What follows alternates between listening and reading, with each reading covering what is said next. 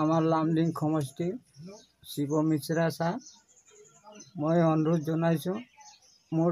দুটা কেঁচুৱা পোৱালি আছে মই বেমাৰত পৰি বিছনাত পৰি আছোঁ যে কিবা এটা সহায় কৰি দিলে মই ভাল হৈ গ'লো হয় আমাৰ ল'ৰাটোৰ চাই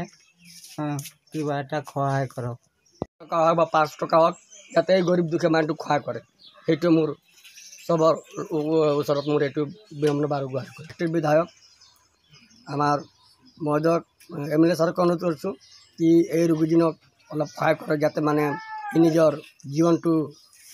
ভালকৈ জীয়াই থাকিবৰ কাৰণে চেষ্টা কৰিব আৰু সমূহ মেৰিয়াসকলকো কৈছোঁ কি টকা হ'লেও এটা সহায় কৰক এই ৰোগীজনক আমি যাতে বচাবৰ কাৰণে সক্ষম হ'ম কিন্তু আমাৰ সব গৰীব দুখীয়া মানুহ এটা আছে কিন্তু কিমান দিব খোদা কৰিব নোৱাৰোঁ 3বাৰ চবক বৰপা 100 কয় কোনোবা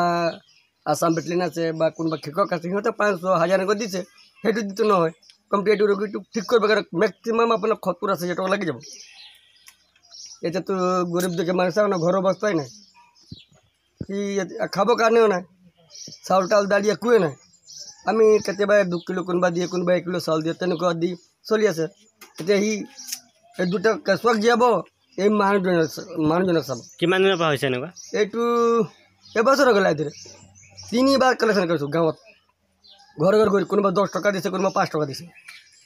গাঁওখনৰ নাম কি কাকিৰামপুৰ তো মানে আমি সেইটোকে ভাবিছিলোঁ যে আমাৰ লামডিং সমষ্টিত শিৱ মিশ্ৰা ডাঙৰীয়াক কিবা অনুৰোধ কৰি যদি সবে ছ'চিয়েল মিডিয়াৰ মানুহখিনি যদি আমাক এটকাকৈ যদি সুবিধা কৰিলেহেঁতেন আমি অকণমান ৰোগীটোক কিবা ব্যৱস্থা ল'লোঁ হয় ভাল ঘটনাটো হৈছে মানে মানুহটো এবছৰ ধৰি বেমাৰ দেখিছোঁ মানে এনেকুৱা অৱস্থা মানে অৱস্থাই নাই সিহঁতৰ ভাত পানী খাবলৈ অৱস্থা নাই লাষ্টত দেখিলোঁ আমালোকে কেইজন ডেকা ল'ৰাই ওলাই পেলাই পিছত ৰাজ্যৰ এইখিনিত গৈ কালেকশ্যন কৰি যেনে তেনে 13-14 হাজাৰমান টকা বহন কৰিলোঁ সেই কৰি জোৰাপুখুৰী হস্পিটেলত নি এডমিট কৰিলোঁ তাৰপৰা ৰেফাৰ দিলে